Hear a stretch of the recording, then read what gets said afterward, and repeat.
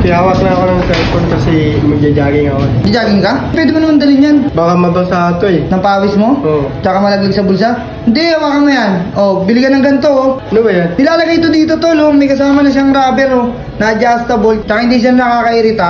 Para kapag nagja-jogging ka, lalagay mo yung phone mo rito. Tapos kung meron kang earphones, ano ba yan? Android ba yan? Android ba yan? Lumang version na to eh. Hindi, okay lang yan. Kahit lumang version yan.